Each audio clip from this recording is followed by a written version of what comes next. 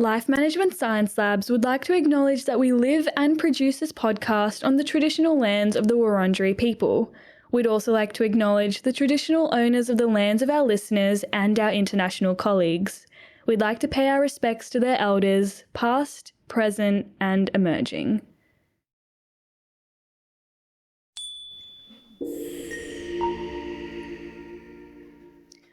Hello everyone, and welcome to Bouncing Back, the Personal Resilience Science Insights podcast produced by LMSL, the Life Management Science Labs.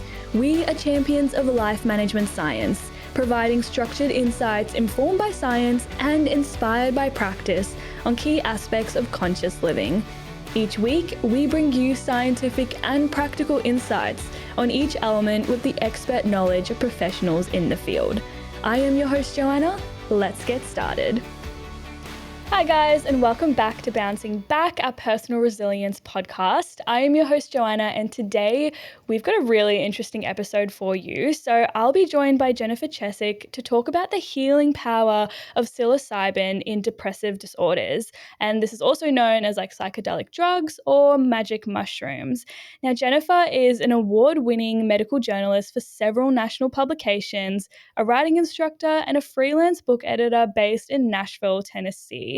Jennifer is also the author of the book Psilocybin Handbook for Women that was published in June this year. Hi, Jennifer. Thanks so much for joining us. How are you today? Hi, thanks for having me. I'm doing well. How are you? I'm good, thank you. It's my pleasure. Would you like to introduce yourself with a bit about who you are and what it is you do? Sure. Yeah. So you covered it, the basics. I am a science and medical journalist, and I specialize in health and wellness. And I've recently launched this book called the Psilocybin Handbook for Women that launched in June. Again, that's about magic mushrooms and the intersection of magic mushrooms with women's health. So whether or not magic mushrooms can help with things like menopause, menstrual cycle disorders, and things like that. And I'm really excited about it. Awesome. What was your research process for the book? Yeah, great question. So I just sort of dove right in. I got the book deal last summer in June. And so it was really a year-long process.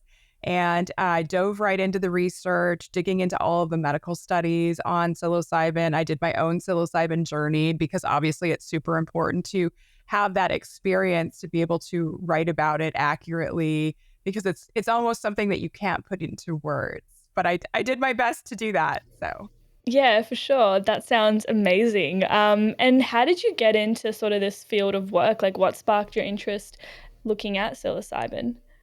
Well, yeah, I'm super fascinated with women's health, of course. I love learning the mechanisms behind what's happening in the body. So, for example, with menopause, what causes a hot flash? What are the mechanisms happening there? And then digging into psychedelics that, obviously right now we're at this point in the research that's become really exciting, where a lot of research is coming out. We're getting closer to things like perhaps FDA approval here in the US where I'm located. I mean, that's probably, a year or so out for psilocybin, but other psychedelics may move a little faster. But yeah, it's just, it was something that I'm really fascinated about in terms of psychedelics and how they can benefit people especially for their mental health. Yeah, for sure. I feel like there is a bit of a stigma surrounding, magic mushrooms and talking about it in a non-recreational way. So that's so interesting how there's a lot more research coming out about it. Yes, it's very exciting. And I just love the idea of merging the two. So psychedelics with women's health, because women's health is really often, at least in the US, it's kind of an afterthought. So that's Yeah. unfortunate. Yeah, for sure. Before we jump into our questions for today, I'd love to start off by getting to know you a bit better with our section we like to call Have You Met Jennifer? So how this works is I've got a few topics here, and when I say the word, you can just share the first thing that comes into your mind. Beautiful. So my first one for you is books. Well, I'm a huge book lover. I would say that one of my favorite books is called In the Distance by Hernan Diaz. He also has another book out called Trust, and that won the Pulitzer this year, I believe. So, yeah. Wow, what's that one about? Trust is about, gosh, it's really hard to explain, but it digs into the financial crisis of the 1930s, and well, leading up to the 1930s. And it involves a husband and a wife and just all these things that sort of happen. I don't want to give anything away, no spoilers, but it's really Yeah, good. that sounds really interesting. Is it like nonfiction or fiction?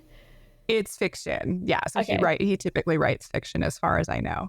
beautiful. I love fiction. I don't read that much nonfiction, but I can so get into like any fictional book. It's so good. Absolutely. Yes. Also, my next one for you is movies.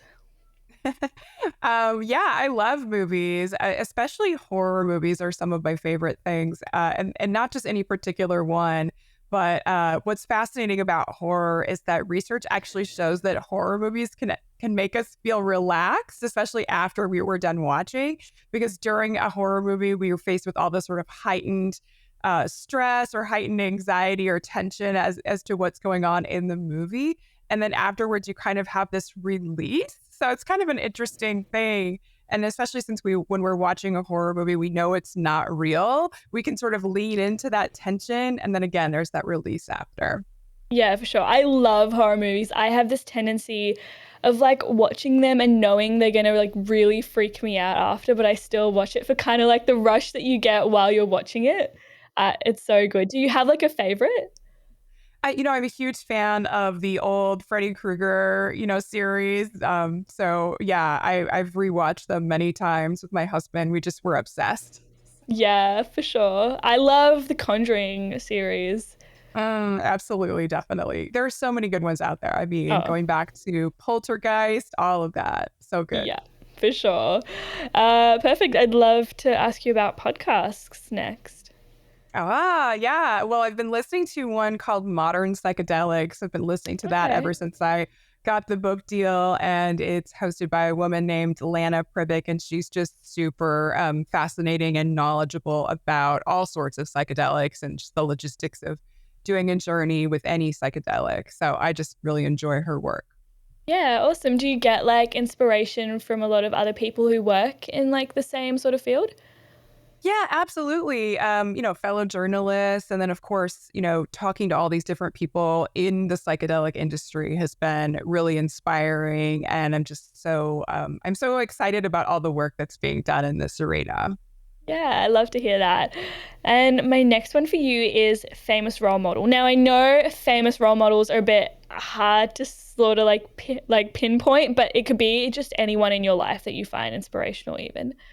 Well, I'm going to go to anyone in my life because I think it's hard to pinpoint a famous person because there Yeah. are so many, as you said. Yeah. But my ultimate role model has always been my mom. I just appreciate how she conducts herself with grace and kindness towards others and to all living things. And so when I'm questioning my own morals or something like that, I always go back to what would my mother say or what would she do? And so she's my ultimate role model and my best friend. Oh, that's so beautiful. Thank you for sharing that with us. Let's jump straight into our interview questions now. So, my first one for you is why is resilience important in our life? Oh, yeah. So life throws at us so many punches, right? And resiliency is important to help us get through those really difficult times so that we don't lose hope, so that we can kind of soldier on and keep putting one foot in front of the other and keep moving forward in life.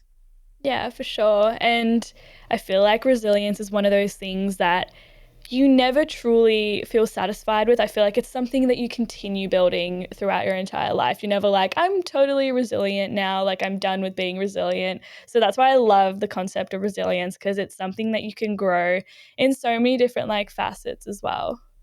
Absolutely. I mean, that's the thing. Life throws things at you that are what you think you've gone through something difficult, and then another thing comes along. Hopefully, you get a reprieve in the middle, but you just never know what the next thing is. And if you have resilience or you're building that, then you can still get through the next hurdle, even if it's a bigger one or a totally different one than the one you got through before. 100%. I feel like I've definitely had experiences where I'll go through something and I'm like, okay, I've just been through something hard. Surely there's nothing else that could come my way. And then you go through something else and then something else happens as well.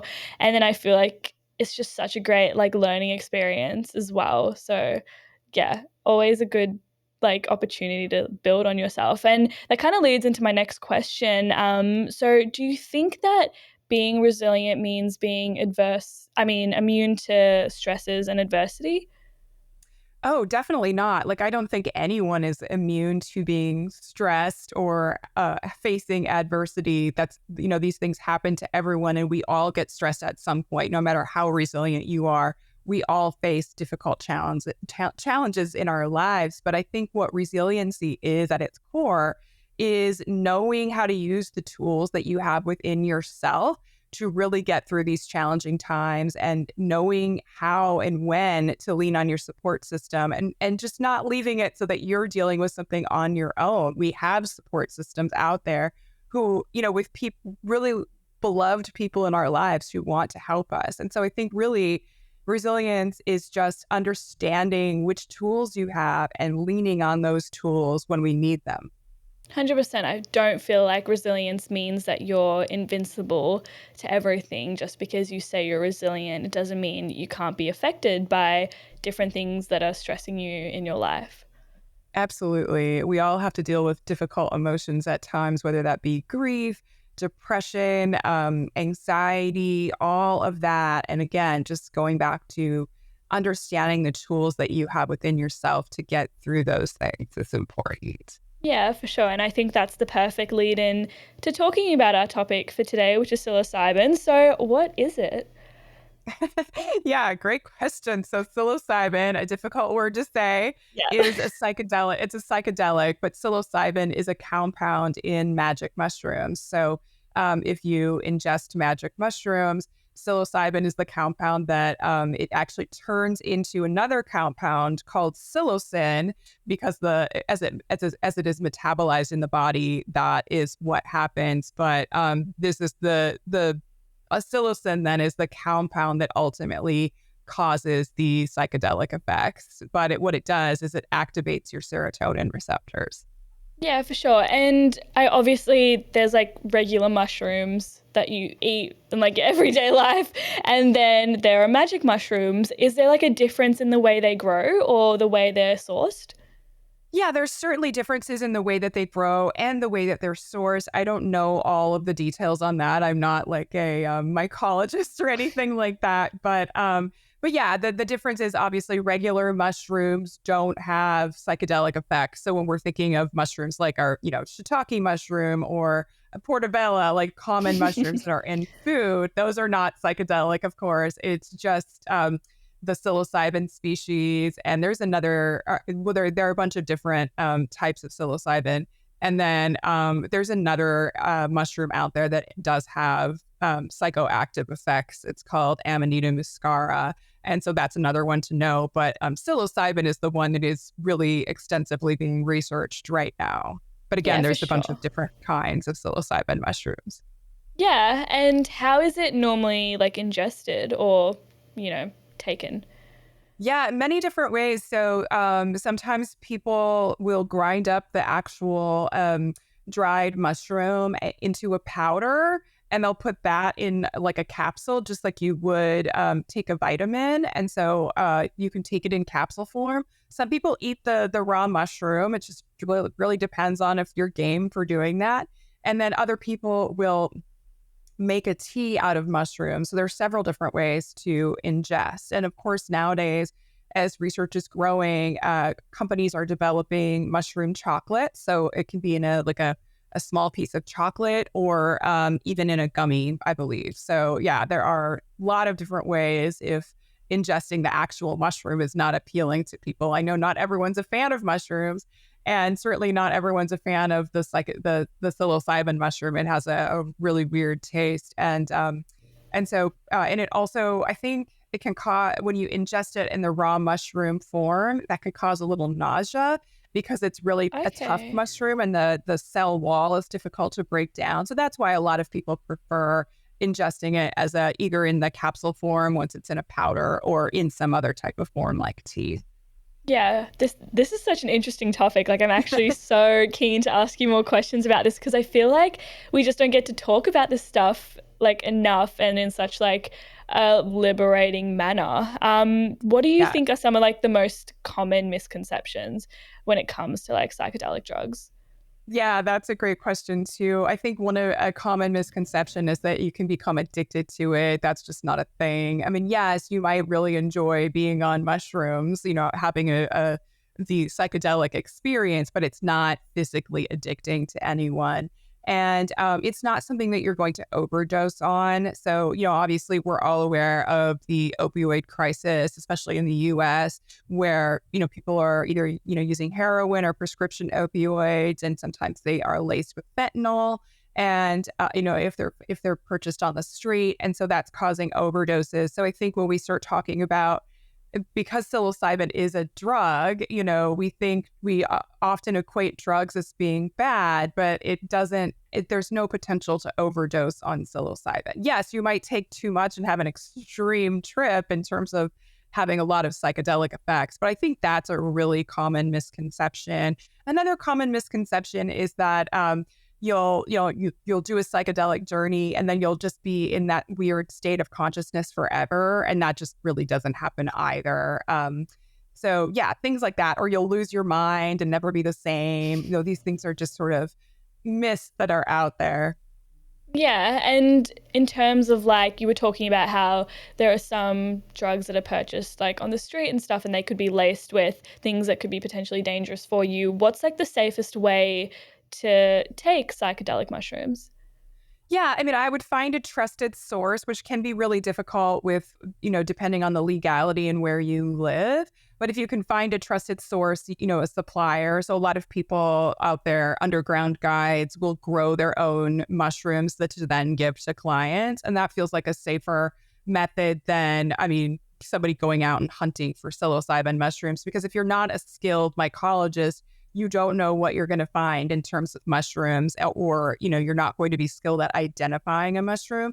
And there are many mushrooms out there that are, absolutely poisonous and toxic and could kill you from ingesting. So I wouldn't recommend going out and hunting. I would find a trusted source the best you can. There are certain dispensaries around now that do have mushrooms in the form of chocolates and things like that. So that's an option. But going back to this concept of things being laced with things that you don't want, like fentanyl, I always recommend too that no matter your source, to get fentanyl testing strips, and you can test a supply just to make sure that you are ingesting, at least not ingesting fentanyl. Yeah, great. And in terms of like the effects it has on us, how does taking psychedelic drugs affect our depressive disorders that, some people go through? Yeah, absolutely. Such a great question. So, I think that it helps to understand what psychedelic, or what researchers have described as the model of psychedelics, because it helps to understand why psychedelics work. So researchers have come up with a model. It's called the Rebus model, and that's REBUS, and that stands for relaxed beliefs under psychedelics. And the reason that I'm describing that as relaxed beliefs, it's because so in normal states of consciousness, our minds are very, very rigid. So if you think about how we think about ourselves or how the world around us operates, our pathways and our beliefs, are the way that our mind operates with our belief pathways are really solidified. So it's really, it's become very rigid. When we're kids, when we're really young, and we haven't formed our identities yet, or we really don't know anything about the world, obviously our minds are super flexible, or what's called entropic. They're open to new ideas and things like that. But again, as in adulthood, our minds become very rigid. And so we are prone to getting locked into the ways that we believe things, especially about ourselves. So if I had a negative body image, that can be really locked in. And that's, a lot of the science behind eating disorders. But it can be anything. It can be, if you have social anxiety and you think you're not you don't behave acceptably in public, that's your belief. It's really hard to change that belief. And so the psychedelic researchers, they've come up that developed this rebus model. They have described this, and they've created this analogy to really describe it as well. So if we think about our mind in a normal state of consciousness, it's like a frozen pond or a frozen lake. It's ice. And so it's, if you were to take a new belief in the form of like a rock and try to get it into your brain, which is a frozen pond in normal states of consciousness, it doesn't gain entry, right? It doesn't do anything. But when we take a psychedelic, our belief systems become relaxed. Our brain changes a little bit, just temporarily. But then our minds become almost like, if we think about that lake or pond, it's thawed now on the psychedelic. And so if you take that rock in the form of a belief and you drop it in, it gains entry and it creates a ripple effect, which is kind of a cool way of thinking about it. So again, if you are, really depressed about the world, depressed about your life, you have the power to change that belief system or those pathways of thinking that have locked you into that depression or that anxiety. You have the power to change that on a psychedelic. I mean, we have the power to change it in general. It's just much harder when we're in normal states of consciousness. And so obviously a first line of defense for a lot of people who have depression when they go in for treatment, a first line of treatment, I should say, is taking something like a selective serotonin reuptake inhibitor or an SSRI, which is an antidepressant. So these are commonly prescribed. And they're great medications, of course. And I certainly don't want anyone going off their medications if they're on medications. But SSRIs do come with side effects. Common side effects include like weight gain or loss of libido. Nausea can be kind of a common one. There are many more. So a lot of people don't like these side effects, of course. And then the other thing that happens with an SSRI, so a common antidepressant, would be that it blunts your mood quite a bit. So if we think about our mood, we have lows and highs. So SSRIs, not only do they blunt your lows so that you don't have such deep depression, they also blunt your highs. So you don't have like this enjoyment. You have a loss of enjoyment to a certain extent, which can be problematic, especially if we think about resilience. What helps us really get through some difficult times? It's leaning on those really joyful times. We can think about the times we've had joy, or we can think about joy in the future. That gets us through difficult times. So if we are blunting our mood constantly, including our highs, then we could be affecting our resilience a little bit.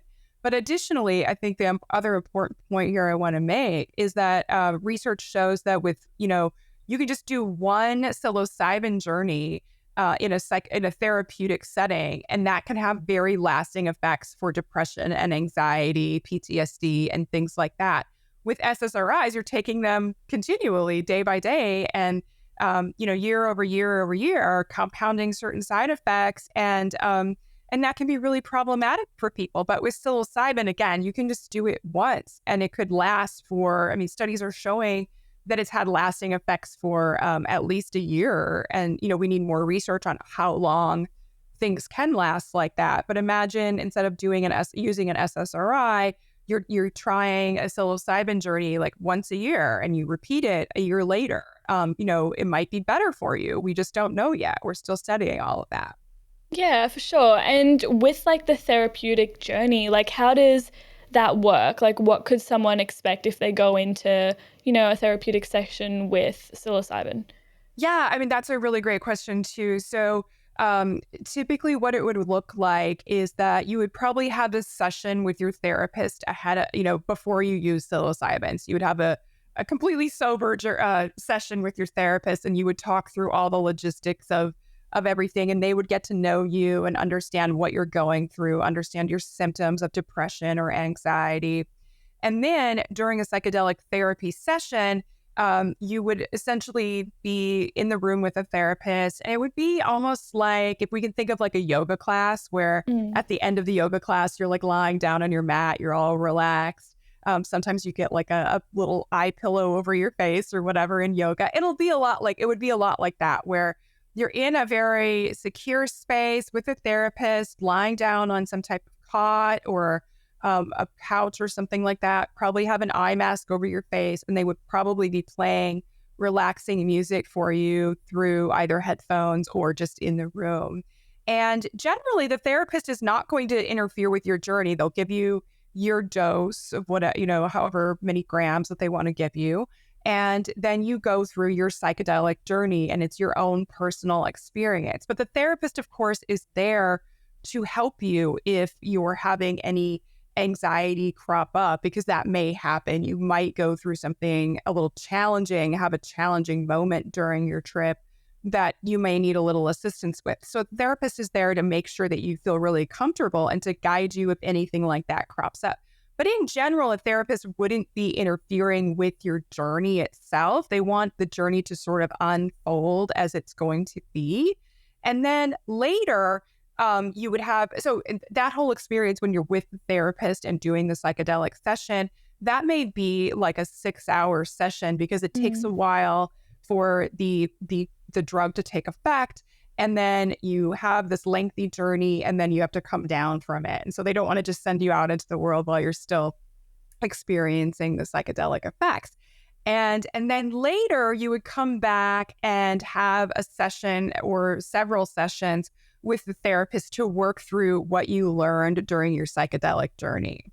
And then that's the importance of that's integration, essentially. And we could talk more about integration if you would like. Yeah, for sure. And just in terms of like the process after like the post trip and when you're talking about like your experience and everything, is it common to like remember everything that happened? Because 6 hours is a really long time. It is. I think a really good recommendation for people is right after your journey to grab a pen and paper, or even if you just want to record some notes on your phone or something like that, to talk through what happened in your journey really quick. I mean, whether that, again, you can journal or just record your voice if you're not someone who enjoys writing. You can just share, kind of, get out really quickly what you experienced, because you don't want to forget it. Obviously it will probably be very memorable in many instances, but there might be details that you would forget. So the more you can document it, the better. And then in integration, you can think about, when you're back with your therapist later, when you're not on the psychedelic, you can work through the things that came up. And the importance of integration really is that if you don't ever think about what happened in your journey, you may not learn anything from it, or you may not have like the beneficial effects of it, because the beneficial effects come from what you learn from it, and then implementing behavior change, implementing belief changes, and things like that. So that's why it's so important for doing integration after, or during, after you've been with a therapist. Yeah, and I'm sure everyone's like journey would be different, but what can people expect while they are on this journey?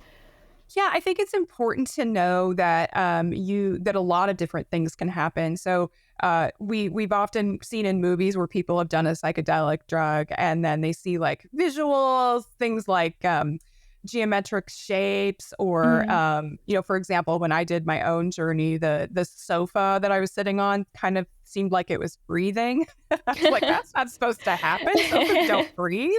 But so things like that can happen. You would probably have a lot of visual, like the colors can seem really vivid. So another example of that would be, I was outside during one of my journeys, and the trees looked just super green, and the grass. So you may have a lot of vivid colors. You may also have what's called, I think it's called synesthesia. I don't know if I'm pronouncing that correctly, but what that means is that you might you look at the color, you see the color orange and feel a taste in your mouth of something. It's just you experience one sense through another. So that can happen.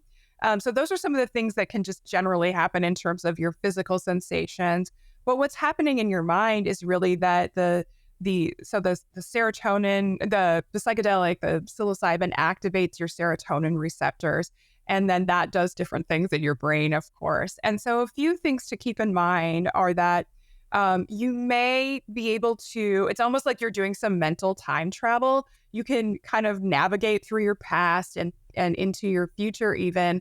But with your past, you can access memories that maybe that you maybe wouldn't be able to access in normal states of consciousness. Like you might be able to think back to a time when you're a child in normal state of consciousness and kind of have a vague memory about a camping trip that you took or something like that. But during a psychedelic session, you may have a bigger access to that memory and it becomes much more vivid for you, which can be a really great thing. The other thing to consider, though, is that you may have trauma come up because you're remembering something that was traumatic, and in a deeper way. However, I don't want that to scare anyone, because what happens when you're on a psychedelic is that you're able to view trauma without the fear response and without the anxiety for the most part, and navigate and reprocess trauma in better ways than you could in a normal state of consciousness. And the reason for that, so researchers came up with the term for this. It's called the helioscope effect. So a helioscope is in everyday life is something that scientists use to look at the sun, because obviously we're not supposed to look directly at the sun. But with a helioscope, the helioscope provides like a safe filter for your eyes, and it also can create, I think, a more vivid image of the sun as well. And so that is what when you're on a psychedelic, you can think about this helioscope effect. The psychedelic is preventing you from seeing that it gives you access to the trauma and the memory, but you're going to view it from a safe distance or from a safe filter with like a helioscope essentially. But it may be very vivid. And so it's not to say that anxiety won't ever come up during a journey, but you're often able to look at trauma and view it in a different way than you would if you were in a normal state of consciousness. So that's really important to keep in mind as well. Yeah, for sure. And this seems like a lot more of an intentional kind of journey. Would you say you go into it in a different mindset compared to if you're taking magic mushrooms recreationally? Yeah, so you could think of people taking recreationally. There's nothing wrong with taking recreationally, but oftentimes people do that at, say, like a music festival or something, or they're at a party and they, decide, oh, somebody's passing around psilocybin, I'm going to take that and have some fun. That's going to be probably a very different experience than doing it in a very therapeutic setting, because simply you're at a party or a festival, you're not going to be introspective, right? You're going to be focused on the outside world around you, as opposed to thinking about your life or, just kind of having this quiet moment. But in a therapeutic session, you are probably going to be thinking about your life and doing that sort of mental time travel, thinking about things that you maybe perhaps want to deal with or, grapple with or reassess in terms of traumas or navigating, your depression or anxiety and things like that. So it would be a very different experience than if you were in a recreational setting. And when I say therapeutic experience, I don't always mean that you have to be with a therapist. You could have someone that you trust, that who also maybe has experience with psychedelics. They could serve as your what's called a trip sitter. It sounds like a babysitter, but they're basically watching you during your trip. And and so they could do that for you.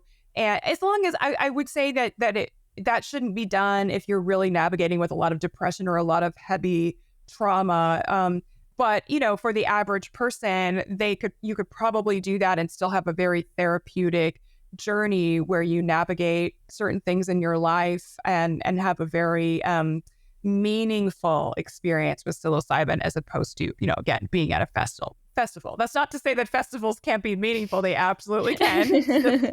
You're probably going to have two different experiences based on where you are in your environment. Yeah, super interesting. So what are some of like the current understandings about like the healing power of psilocybin for depressive disorders? Yeah, so I actually just came across this study today as I was doing some other work. And so this study, I think it involved about 100 clinical trial. It was a clinical trial, 100 participants in this clinical trial. And it was a double-blind placebo crossover trial. So half the participants had psilocybin in a therapeutic setting with a therapist, and half had, a placebo, and it ended up being a form of vitamin B3. So that was the placebo. But But it found that more people in the psilocybin, when they did psilocybin, had beneficial effects for depression, meaning it eased some of their symptoms, and was lasting for at least 6 weeks after their journey. So more people out of the psilocybin cohort had that experience than more people out of the vitamin B3 group, the placebo group. And then, of course, the participants crossed over and got to try the psilocybin if they weren't allowed to try it before. But I think, yeah, it was just a really interesting study in that, we are kind of solidifying through clinical trials that it is a very therapeutic thing for people with depression, especially treatment-resistant depression. But that doesn't necessarily mean that you have to wait to determine that you have treatment-resistant depression before you engage with psilocybin-assisted therapy. Yeah, for sure. And in terms of like the main psychological impacts, what can someone expect to feel after, having one journey? Yeah, a great question. So a couple of the things that crop up during a psilocybin journey, there are two things I want to talk about. One is called ego death, and the other is oceanic boundlessness. These are also terms that are used to describe what happens during a psychedelic session. Yeah. Ego death is so we all in our brains, we have what's called the default mode network. And so that is a network of brain regions that work together and they form our sense of self and our identity. They're the default mode network is also involved in memory processing, and things like that. So during a psilocybin journey, there's something that happens with the default mode network. It's temporary, where there's like certain areas disconnect and other areas connect. It's kind of, I don't know all the specific details of that without digging into my notes about that. But what happens if with that, because that is dealing with your sense of self, there's some decoupling in that network that happens that suddenly you can experience what's called ego death. And what that means is that it can mean that you kind of forget who you are temporarily, or that you really lose like elements of yourself temporarily. And that can be scary, but that doesn't happen to everyone. That typically happens. That extreme would happen with what's called a heroic dose. So a heroic dose would be like 5 grams or above. But most psychedelic sessions with, say, a therapist would be something like a 2.5 grams or about 3 grams. So right in there. And so when ego death happens in a lower dose scenario like that, a 3-gram dose is actually not a low dose, but it's a dose in a therapeutic setting. And so when ego death happens, you might, instead of like losing just all these elements of yourself, you might just feel less focused on yourself or thinking about yourself as this solo person in the universe dealing with all of your problems. And you start to feel more connected with the rest of the universe, or it might be you feel more connected with the people around you or in your life in general. So, for example, during my psilocybin journey, I felt very, even though I wasn't with anyone else other than my psilocybin guide and my trip sitter, I felt very connected to the people that I know and love and who I know love me back. I could almost feel in my body the love that they have for me. And that was really profound. And so that connection that you can feel, I just talked about ego death where you're focusing less on yourself, but then that element where you become connected with everything else, that's called oceanic boundlessness. And that can have, I think, a really profound effect on depression, simply because if we often we know we have a support system out there, but to be able to really feel that support system could help boost you out of depression at times, I think. And so some of those effects are lasting. So even after I did my psychedelic journey, I could still feel that. I can feel that love that other people have for me. I can feel that now, even though it's been a year since I did my last journey. And so I think that can have a lasting effect. And again, some of these things just sort of last beyond the journey. But what are you experiencing directly after the journey? Through integration, you'll probably gain new insights about your journey, and you have an increased level of neuroplasticity in your brain. So that's a great time to be doing things that are creative. If you're in a creative field, like you paint or you are a writer, it's a great time to be writing and creating. That can be very beneficial. But that increased neuroplasticity also leaves you open to, again, changing those belief patterns. So it's a great time to implement behavior change. So let's say you had a shopping addiction, right? And you wanted to curb that shopping addiction, just a random addiction I'm throwing out here. But let's say you wanted to curb that. Now, then that time of increased neuroplasticity lasting at least 6 weeks, maybe more, is a great time to be focusing on implementing that behavior change and enforcing a habit.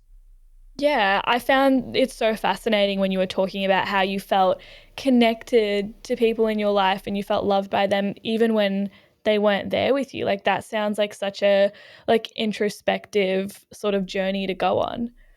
Yeah, it was incredibly profound. And to describe it a little bit further, I mean, I'd only had a 2-gram dose at that point, and I was like lying on a mat, like you would in a psychedelic session or therapy session, and I had an eye mask over me.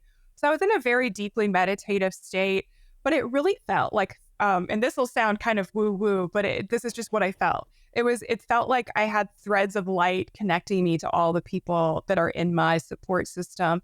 And it really just, it made me feel so loved and cared for and held up while I was going through this difficult, while I was experiencing this sort of psychedelic journey. And it was really amazing to feel that. And obviously, like now in my normal state of consciousness, I don't necessarily feel the thread of light, but I know and I feel it in my body, that love that other people have for me.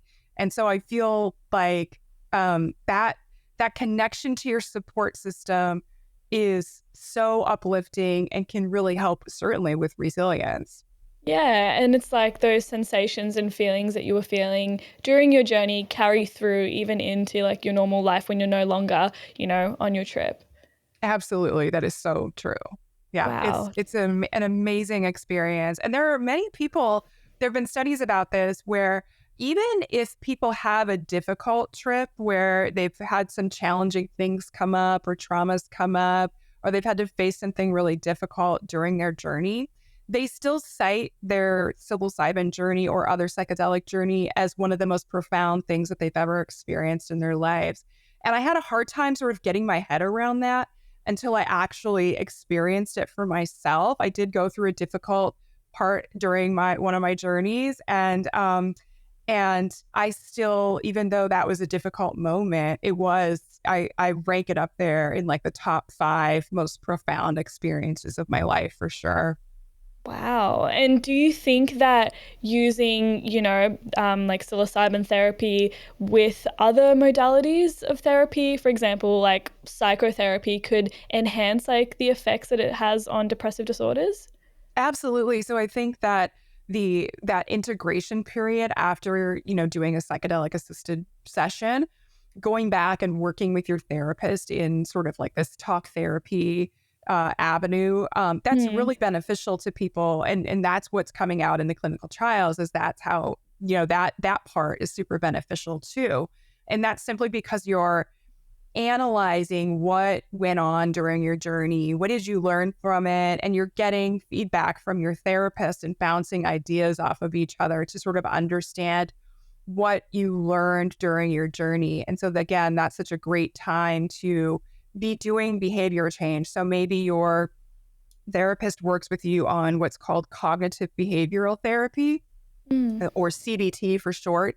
And what that really is, what CBT is, it has something to do with psychedelics, but it's, helping to teach you how to change sort of, I should say, negative thinking patterns. So again, if I have social anxiety and I think that every time I'm around other people, I behave in an inappropriate way or a weird way where people end up not liking me, maybe that's just a negative pattern that I have in my beliefs. The therapist can then help you, as well as the psychedelic. They work together to sort of help you navigate that belief system that isn't really serving you, and to change the belief to maybe an understanding of hey, I go and hang out with my friends all the time, and they seem to still like me, and that, they reach out to me to hang out again. So I guess maybe I am an okay person, that kind of thing. Yeah, and I'm really seeing like the connection to the analogy you gave us before about like the pond that was like frozen over, and like Yeah. in like your regular life you can't really like get through it, but when you go on this journey it like gives you clarity on like certain aspects of your life. Is that what it sort of does for someone? Yeah, absolutely. I mean, you're hitting it. You're hitting the nail on the head. So, one of the things that I was grappling with in my own life before doing my psychedelic journey was, and I'm still grappling with this, but in a new and a different way. And so the Mm. thing is that my parents, they're getting up there in years. My mom's 80, almost 81, and my dad's a few years younger. But, they've had health problems. I know they won't be, the thing is, I know they won't be around forever. And that has given me a lot of anxiety. And I'm sure part of it is that I'm also really tied into their healthcare. And so I know, it's like I know too much, about like where they're at or what's going on in life and things like that. And so I just know that time is ticking. And it gives me a lot of, it used to give me so much anxiety and stress that I was, having difficulty sleeping, things like that. And, when I did my psychedelic journey, I did have to face that fear.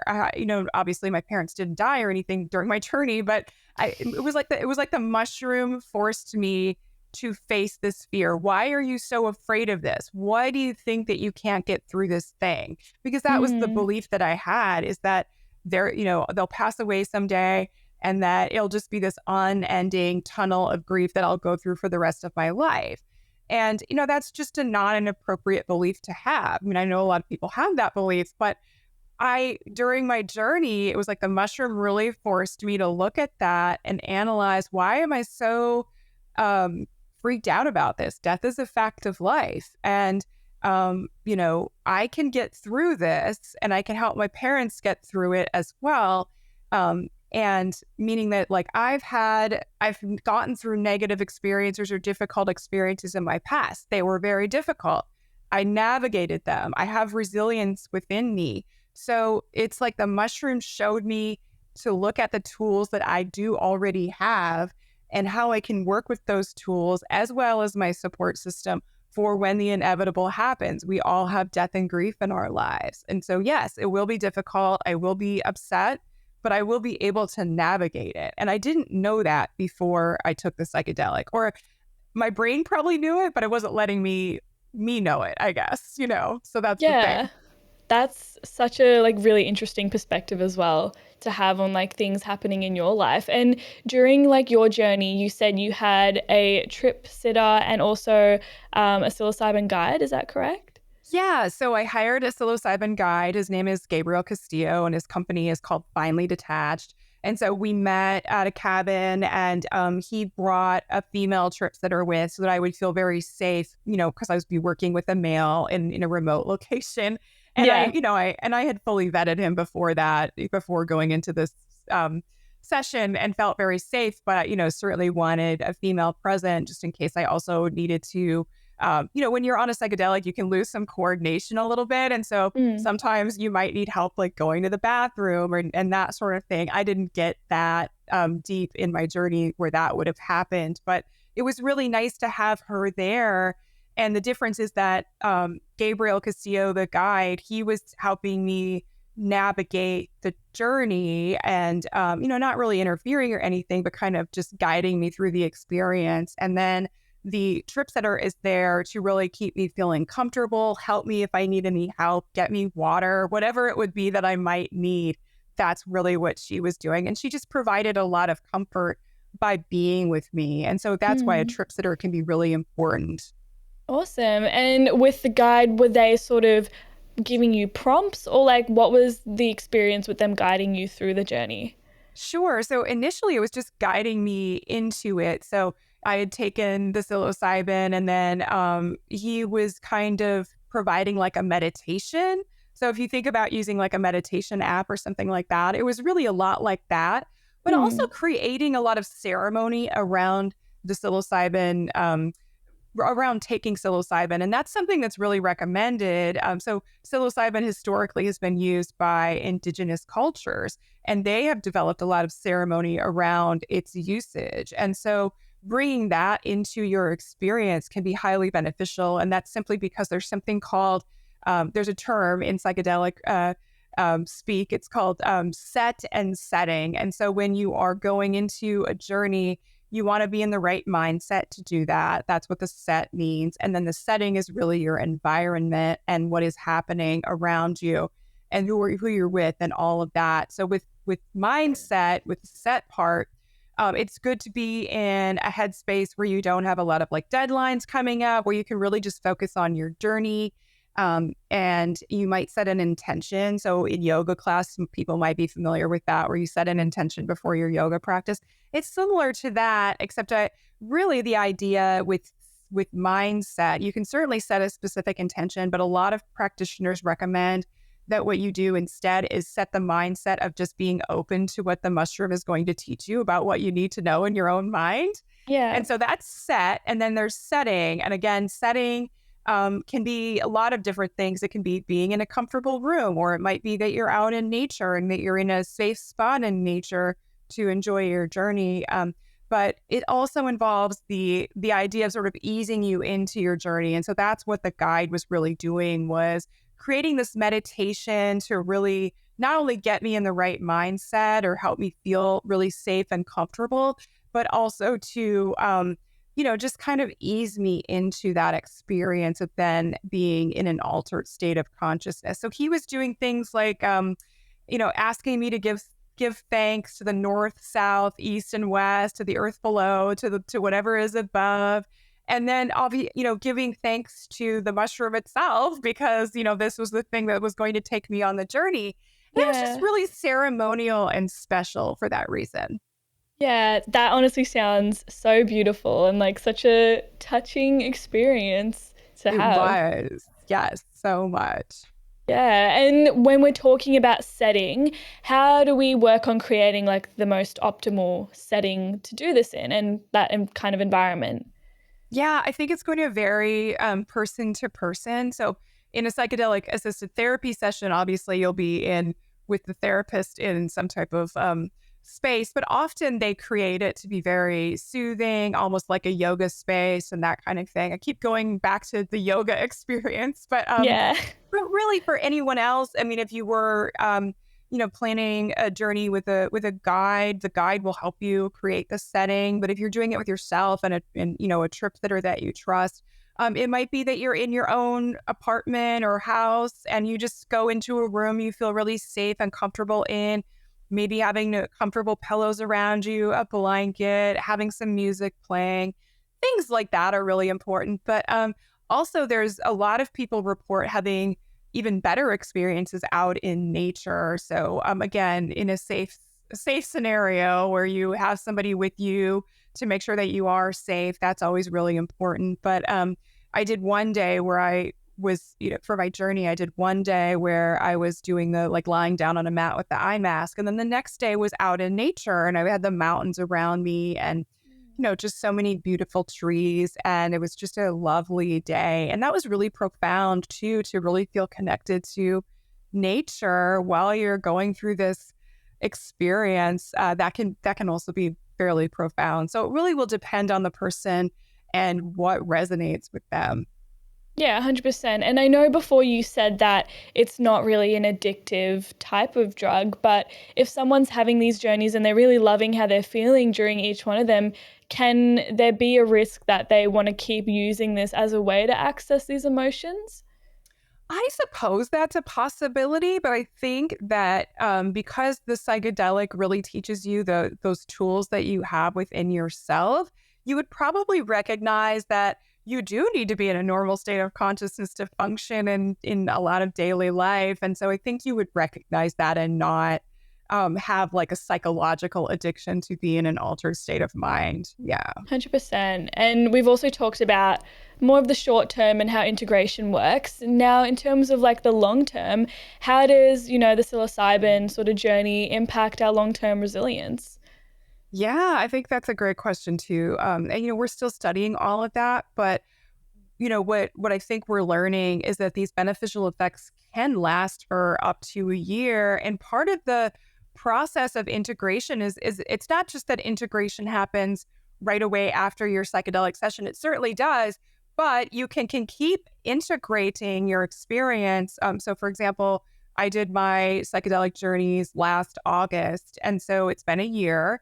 And I'm still gleaning insights from that journey. So I'll still like look at my journal where I was like scribbling furiously after my journey and, writing down all the things that happened. Or I just might have a thought that crops up. I'll be thinking about the journey and I'll remember something or I'll sort of analyze it a little bit more and something new will resonate with me. So I'm still constantly learning from my experience. And I think that tends to happen to other people too, especially if they keep thinking about it.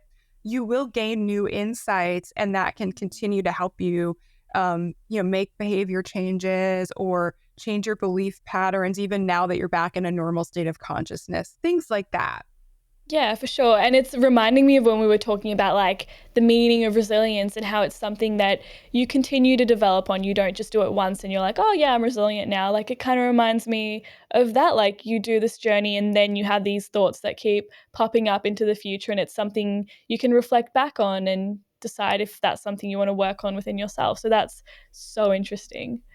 Yeah, and I think that people like frequently will do something like, well, they'll plan a psychedelic journey maybe once a year. It might be more frequently. It might be every 6 months or maybe quarterly or something like that. Because again, if you go into it again, if you do another psilocybin journey, you'll probably learn more and new things. Since our lives are always changing, and so you can be one and done, or you might do it more frequently. But it's not something that you're going to be doing every single day in terms of like a larger dose. Yeah, awesome. Well, thank you so much for sharing all of that with us. And I know we've talked a bit about your own personal experience, but I'd love to jump into our practices section where we just chat a bit more about like your experience with it. So could you tell me if there were any challenges, like key challenges you went through during your experience? Yeah, I can. So, that challenge of sort of facing this idea of losing my parents, that did Mm. come up. And so it was interesting because that came up on the day that I was sort of out in nature. And what happened was initially, as the psychedelic was taking effect, I was sort of looking out and seeing the mountains and the trees. And I was like, oh, it's so pretty. Like the texture is so beautiful of the mountains and the trees and the leaves are so green and the moss is so green. I was kind of Yeah. laughing at myself thinking, oh, is this all a psychedelic does? Is like make you think everything's really pretty. So Yeah. I was kind of laughing at myself. But then, I went a little bit deeper. It went a little deeper. And so I was thinking about some people that I had recently lost in my life. I'd lost a friend to a heroin overdose, a heroin laced with fentanyl. And so that was really devastating. And I'd lost another friend who just died of natural causes unexpectedly. And those losses have really had a profound impact on my life. And so I was thinking about them, but I didn't feel sad thinking about those losses. I had a lot of gratitude for like for their impacts on my life. And I can almost feel their presence, not in like a ghost way or anything like that, but it just within me, like those people are still within me simply because I know I've known them and loved them, right? So that was a really kind of cool, profound experience. And so I was really euphoric, really. There was a little light mist coming down, was hitting my face, and I'm super euphoric and just enjoying myself. And then a storm rolled in. And so I was forced to go inside the cabin and because it was like lightning and thunder and everything. And we were on top of a mountain. So Yeah. getting indoors. And so once I got inside, I think that's also right at the same time that I hit the peak dose. So obviously, like you ingest psilocybin, it takes a little while to work its way through your liver and then have the activation of everything. And so I think I was just hitting like the peak of my experience at that point in time. And some anxiety did crop up. And, I think that came about right when I was like looking at the fireplace and it looked like the rocks on the fireplace were pulsing and moving. And again, I mentioned the couch, like the breathing couch, which I did not Yeah. like. I know my couch is great. But so that was a little frightening for me. But once you're in a psilocybin journey, you can't. There's no unsubscribe button. There's no delete, Yeah. Control Alt Delete moment. And so I had to force myself to really sit with the uncomfortable part of the experience, and really just what I felt was anxiety, or that I didn't want to be doing this anymore. But Yeah. the more I sat with it and kind of leaned into, okay, you can get through this. You have resilience. You can do this. And you just have to navigate this. I kept going back to like my marathon running days where you're in the last like 6 miles and it's just painful. And you're like, I can get through this. It was a lot like that. So it was Yeah. really uncomfortable for a minute. But I forced myself to look at what was making me anxious. And it was really that this thought about losing my parents was coming up. And I again forced myself to sit with it. And I felt like my mind was just showing me all of the things that I had gone through in my life before. So, dealing with previous losses, I've had a lot of physical illnesses that have occurred in my life. And so dealing with those, multiple surgeries, recoveries from those surgeries, just really difficult things I've gone through. And so I was really focusing on those things and then learning, well, yeah, I managed to get through those things because of this and this and that. I'm a resilient person. I have a support system. And so then I had to rethink my belief pattern around this idea of losing my parents. And on the other side of that, I almost kind of like, I equate it to going through kind of a dark tunnel in my journey.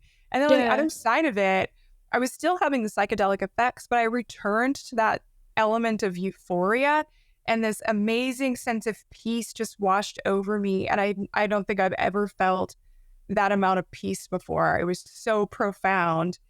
And from there, the rain had stopped outside, so I could go back outside. And so my guide and I and my trip sitter, we all went outside and sat around a bonfire. And then they worked on integration with me, asking me about my experience. But yeah, definitely had some wonderful things happen, the euphoria, and then also some difficult things. But I wouldn't trade going through that little difficult spot in my trip for anything, because it taught me so much.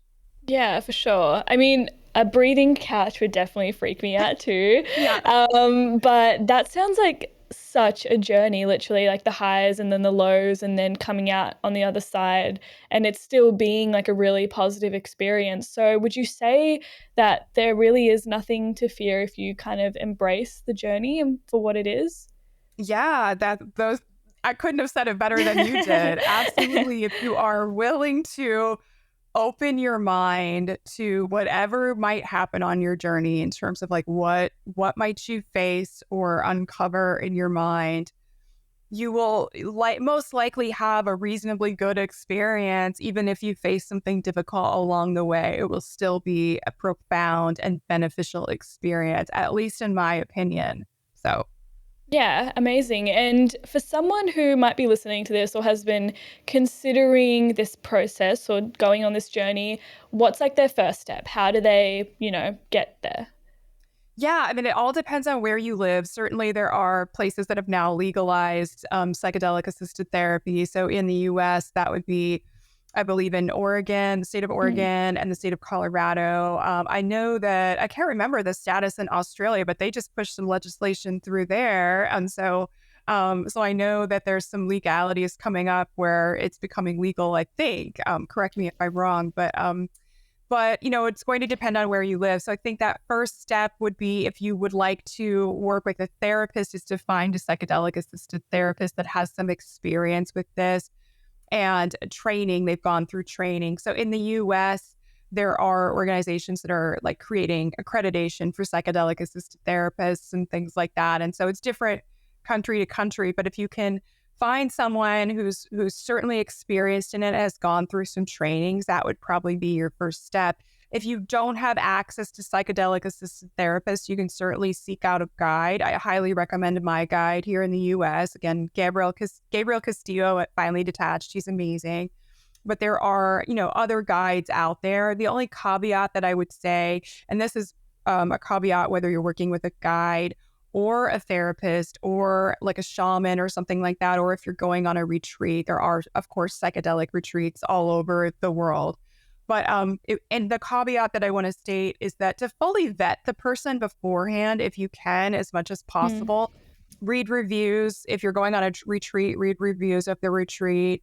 If you are going to work with a therapist, check out their credentials, check out where they were trained, just check out all of those things. And then same with a guide. And the reason for that is that, of course, you're in it when you're on a psychedelic, you're in an altered state of consciousness. You're also very vulnerable in that experience, and you're more open to suggestibility. So you don't want to be working with someone who is potentially going to assault you. And I don't want to scare anyone by bringing that up. However, there are reports of that has happened. And it's not only happened with underground guides, it's also happened with legit therapists. And so it's just something to be very aware of. So a sort of a thing that you can put in place to help protect you a little bit is to ensure that your psychedelic guide or therapist is asking you about consent before you go into a session. And so what I mean by that is, in a psychedelic session, no sexual touch should be on the table at all. But what they may ask you regarding consent is something like, hey, if something difficult comes up, is it okay? Would you like me to hold your hand during a session if something difficult is happening with you? Or would you like me to pat your shoulder, whatever that might be, just a very therapeutic type of touch. You can say no to that, obviously. Like, you don't have to consent to any touch at all. But my point is that your guide or therapist should be asking you about that well before you actually are there for the psychedelic session. If they don't, I think that's a red flag. That doesn't necessarily mean they're going to assault you, but it's a red flag that they aren't doing their due diligence as a therapist or guide. They should also be asking you about underlying conditions, any medications that you might be taking to avoid interactions, and then underlying conditions. It's important to understand whether someone has a heart condition or things like that, because psilocybin will elevate your heart rate a little bit. And so it's just important to know those things. So they should be asking you about all of that stuff before you ever do a session. If they don't, I would say that is a red flag that they're not someone that you should be working with. Okay, amazing. So there are definitely some serious considerations to make before you go on this. And obviously doing your research is very important. Yeah, absolutely. And in terms of, safety in general, in my book, I use the framework for that clinical trial researchers do, in that, okay, if you have this underlying condition, that is possibly, they essentially exclude people who have certain conditions from doing clinical trials. Now, that's not to say that it's totally off limits for that person to do a psychedelic. It's more that they may need a healthcare professional present, not just a therapist, but also a healthcare professional or something like that. So in the book, I go through all of the things that somebody would be excluded from participating in an actual psilocybin clinical trial. So those things, again, are cardiovascular conditions. They might be having a personality disorder, so like borderline personality disorder. Now, of course, there are clinical trials with psilocybin focusing specifically on borderline personality disorder. But if you have something like that, I would recommend fully talking to your therapist about the conditions that you have, and then figuring out whether you need additional healthcare people present. Amazing. And do you recommend people use other therapeutic methods before they settle on using psilocybin to, help them with their depressive disorders? Yeah, that's such an interesting question, because somebody earlier today, when I was being interviewed, they said that some therapists out there are worried that instead of people going through all the other methods for dealing with depression, that they'll just jump straight to using psilocybin. And, I have just mixed feelings about that. Certainly, there are, aspects that you can try. You can try meditation, and mindfulness and things like that to help with depression and anxiety. But many times those things don't work. So what's your next step? Sure, you could talk to a regular therapist and get on an SSRI. But as I mentioned before, SSRIs do have side effects that might be uncomfortable for certain people. and you have to be on them continually. And then eventually you're addicted to not the psychedelic, you're addicted to the SSRI, and it's hard to wean off. I mean, yes, you can wean off of them, but it's very difficult. So when therapists are saying, oh, what if people go directly to psychedelics? I don't see a problem with that. I think that as long as you're doing it in if you have a mental health condition, it's a really great idea to do that with a mental health professional. But I don't see anything wrong with you going straight to trying psilocybin in a psychedelic assisted therapy session to ease your depression, because we do have research now that is showing that it has a lasting effect. So it's not something that you have to take over and over again. Yeah, 100%. And I feel like a lot of people do try mindfulness and they try meditating, but it's obviously not for everyone. And sometimes I feel like your mind is just so busy, it can just, Yeah. like, it just can't concentrate through these methods. So I think it's great to have different options, and such a different option like taking psilocybin. Yes, absolutely. So I see nothing wrong with going directly to that avenue especially if something like mindfulness and meditation and things like that, or just other relaxation techniques, or exercise can be beneficial for depression too. So you've tried Yeah. all these things, you're still Yeah. exercising, you're still meditating, but you're like, I need something additional. I understand that. Yeah, awesome. I'd love to jump into our questions from the audience now. So I've got a couple here Yeah. for you. And my first one is, are there any potential long-term effects of psilocybin therapy on people's mental health and well-being? Yeah, they tend to be relatively beneficial effects. Now, we're still studying how long those effects last, but it looks like through research that a lot of those beneficial effects for health and well-being and mental health last about a year. They may subside a little bit as you get closer to that year mark, but we know that they do last. So it's great to know that. Yeah, awesome. And how important is like the psychological preparation before you start your journey? I think it's pretty important. Again, if you're going in with this idea of being really afraid of using the psychedelic, or your mind is spinning about so many different things, like a deadline you have coming up and you've got so many tasks to do, or maybe you're worried about your finances or something to an extreme, it may not be the right time to go into that session. You want to be able to really focus on your journey. You want to feel relaxed going into it. And I know that's easier said than done.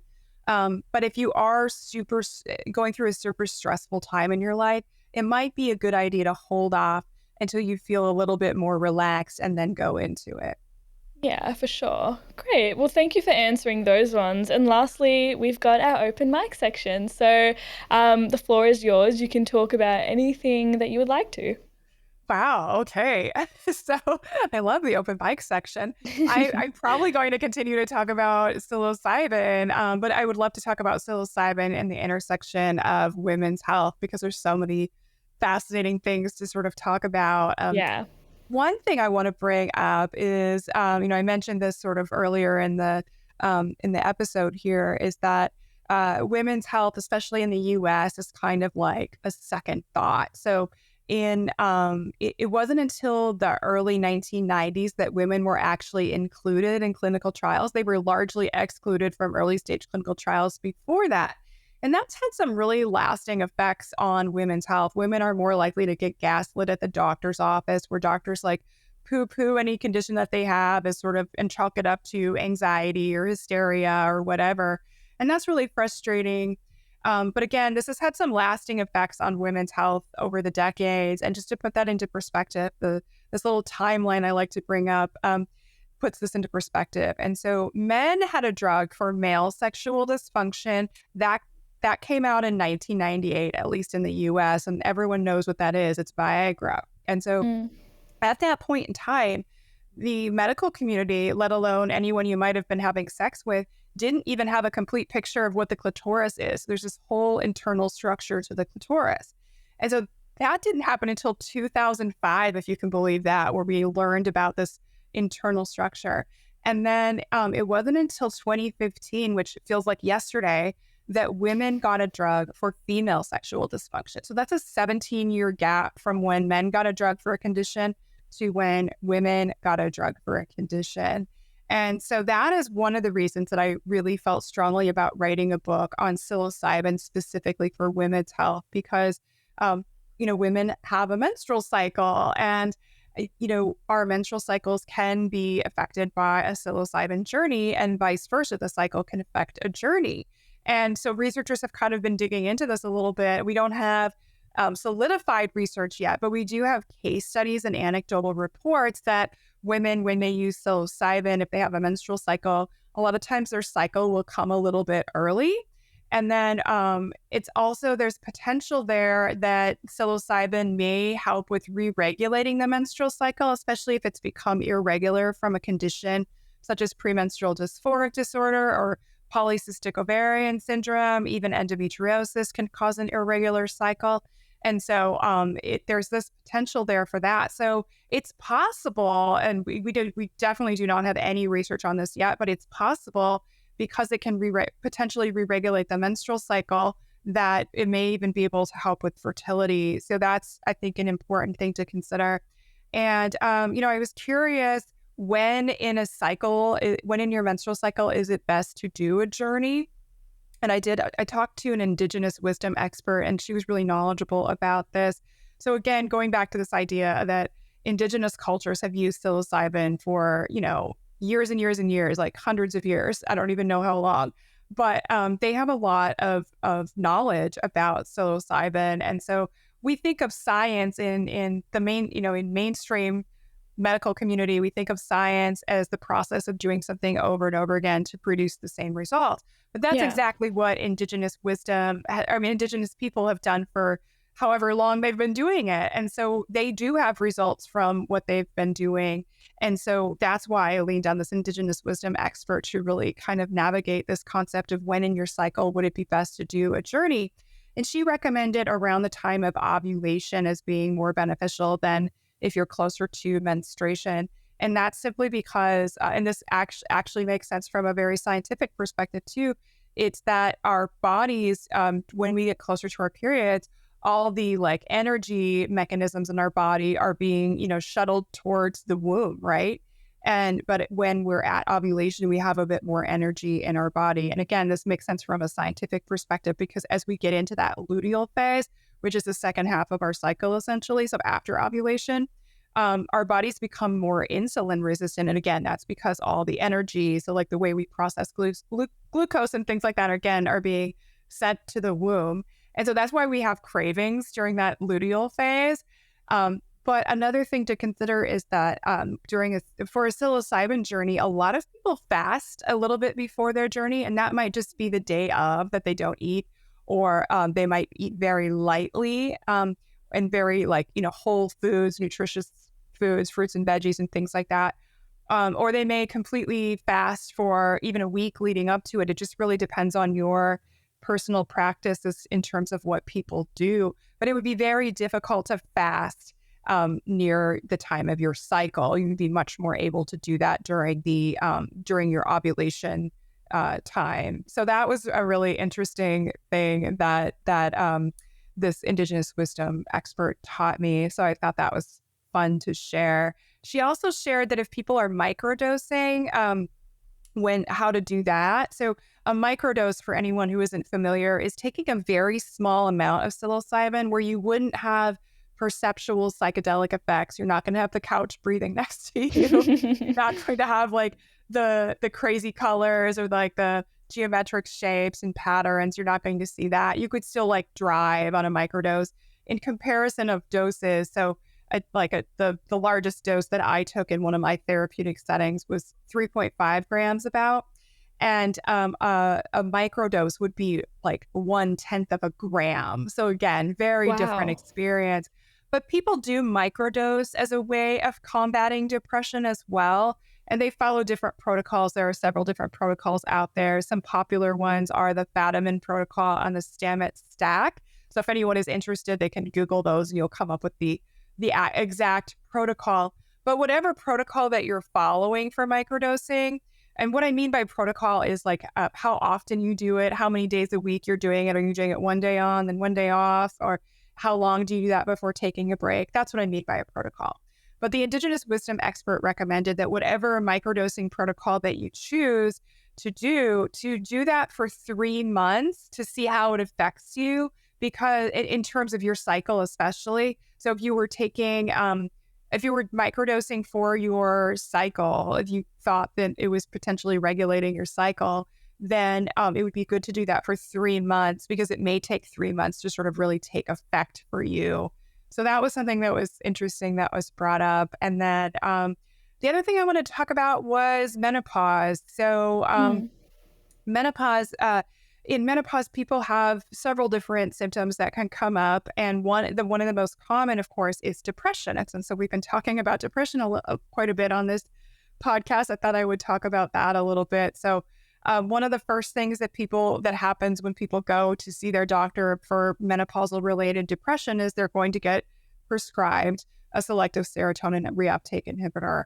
And, that's fine if that's something that you want to take. But again, that will blunt your lows, but also your highs. And so taking psilocybin instead, or doing a journey, or even microdosing might be something that you want to consider for menopause. If you feel called to try the psilocybin, that's, something to consider. The other thing that is really interesting regarding menopause and psilocybin, at least in my opinion, is so we already know that psilocybin can help people with trauma. There have been clinical trials about helping people with PTSD and stuff like that.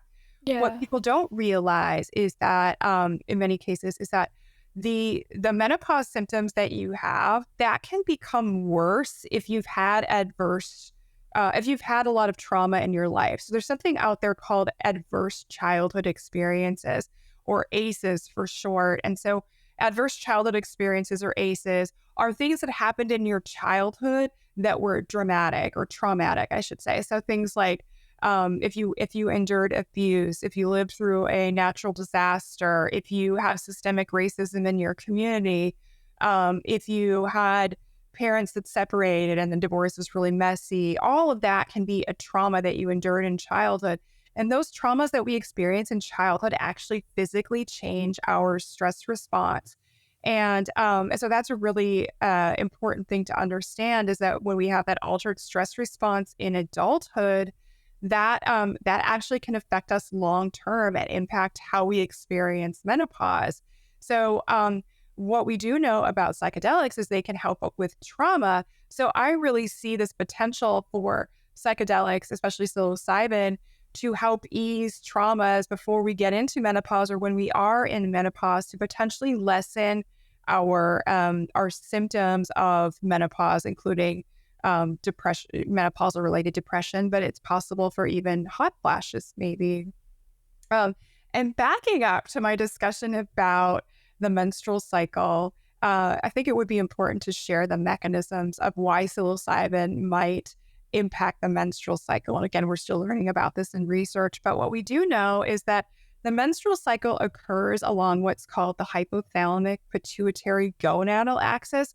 So what I mean by that is that, your brain is connected with your ovaries in this sort of feedback loop. And when one hormone kicks off, let's say estrogen, it tells another hormone what to do. And that's why our cycles happen the way that they do. Well, when we use psilocybin, we also we also in general just have our what's called the hypothalamic pituitary adrenal axis. This is a different axis, but it controls our stress response, or it involves our stress response. And when we use psilocybin, we are really activating things along that stress response. And so, as you can tell by their names, these axes overlap. Your hypothalamic pituitary gonadal axis overlaps with your hypothalamic pituitary adrenal axis, of course, with the hypothalamus and the pituitary gland. And so these two overlap and can potentially affect one or the other. We already know that when we have our menstrual cycles, we might be more stressed, or if we're more stressed when we have our menstrual cycle, if we're having a very intense menstrual cycle, that can impact our stress as well. And so again, there's this interplay between these two axes. And so that would be the potential mechanism for why psilocybin might be able to re-regulate the menstrual cycle. And so there's potential benefits regarding this overlapping of the axes in regards to menopause. So, and then one more thing to talk about would be, I started to talk about female sexual dysfunction at the beginning of the show. And I'm sorry, earlier when we started the open mic part. And I wanted to circle back to that because female sexual dysfunction is such a prevalent symptom of menopause, or it can crop up quite a bit in menopause. And, so I asked some experts out there, can psilocybin help with your sex life, essentially? And it was an interesting conversation that I had with a really great expert on this. And she did see some potential there. So one of the things that is, two of the things that are protective against female sexual dysfunction would be having a really healthy body image, and then also having really good intimate partner communication. And so we know that psilocybin can potentially help with body image. There's clinical trials going on right now for psilocybin to help with things like anorexia nervosa. That's the specific eating disorder being studied with psilocybin right now. And the results are coming out to be pretty good or like really promising. And so there's potential that undergoing a psychedelic journey helps with body image. So again, that could then in turn help with female sexual dysfunction. And then the other thing was, I mentioned intimate partner communication. And psilocybin, as we know, as I've described earlier, helps us feel more connected. And so it might be something that you end up doing a psilocybin journey with your partner and then you feel more connected. That's not even necessary. You can go off and do a psilocybin journey on your own, let's say in a psilocybin assisted therapy session or with a guide or something like that, and then come back and be with your partner and feel ultimately much more connected than you did before. And I can attest to that. I wasn't dealing with female sexual dysfunction, but I went off and did my journey. My husband wasn't with me, but I came back home and then I felt like, exponentially more connected to him than I did before, which sounds really crazy, but it's true. I feel this really deep connection now. It's not that I didn't feel connected to him before. I certainly did, but that is like tenfold now, that connection that I feel. And he didn't do anything, he didn't do anything different. He didn't do psilocybin. So I do see a lot of potential to help with things like female sexual dysfunction, but even just fostering more communication within your relationship could be beneficial. Psilocybin could be beneficial for that. I'll pause now and let you talk for a minute. No, that was so fascinating. I feel like what I'm learning is that psilocybin is such a diverse drug or tool, if you don't want to use the word drug, but there's so many different benefits to it and it addresses so many different parts of our life, like depressive disorders. If you're going through, as a woman, you go through many different things. So if you want to address any aspects of that, and also you mentioned eating disorders, do you feel like research is going to keep discovering new aspects of life that taking psilocybin can impact? I do. I mean, there's so much out there already. They're studying it for alcohol use disorder and opioid use disorder. Yeah. It's being studied for smoking cessation. And on the topic of women's health, women actually have different nicotine receptors than men, or the female body has a different nicotine receptor, which is really weird to think about. But if you think about all of the existing methods out there for smoking cessation, they all involve playing on that nicotine receptor. So there are patches, there's nicotine gum, all of that. They typically don't work as well for women, and that's why. So I see potential once research gets going on this topic to, and I think it actually is already in process with smoking cessation, for that to help women who are trying to quit and have had problems quitting in the past. So yeah, I think we're just going to keep discovering different things. I mean, we recently discovered that psilocybin sessions have helped bring back loss of smell from if you've had long COVID from the pandemic, if you've had long COVID and you lost your sense of smell, or even just a normal COVID experience, but you had that loss of smell and it hasn't returned. Psilocybin has been shown to be effective for helping it come back. So fascinating. Wow. Yeah, no, that's super interesting. I didn't even know half the things I did at the start of this episode. I feel like I've just learned so much. So thank you so much for joining us today, Jennifer, and being so open with us as well about your experience. Of course, I'm happy to share. Thank you so much for having me. Not a worry at all. And for those who want to find out more about you, where can they go? Yes, you can find me. My website is jenniferchesak.com, and the last name is spelled Chesak. Or you can also find me on all of the social media platforms at Jen Chesak, so JenChesak. And the book is available anywhere books are sold. I always encourage people to order from their local independent bookstore if possible, but it doesn't matter to me where you get your books from. Beautiful. Thank you so much again. We also have Jennifer's details in the description below. But to everyone listening, we'll see you guys next time. You have been listening to Bouncing Back, the Personal Resilience Science Insights podcast produced by the Life Management Science Labs. Listen to episodes from LMSL's 10 Life Management Perspectives on Apple Podcasts, Google Podcasts, Spotify, YouTube, or other podcasting apps on your smartphone. If you enjoyed this episode, please consider rating our show, sharing it, and subscribing to our channel, as it helps other people find it and us grow to bring you more quality resources. More of our work can be found on our website, pr.lmsl.net, where you can join our movement. I'm Joanna. Thanks for tuning in.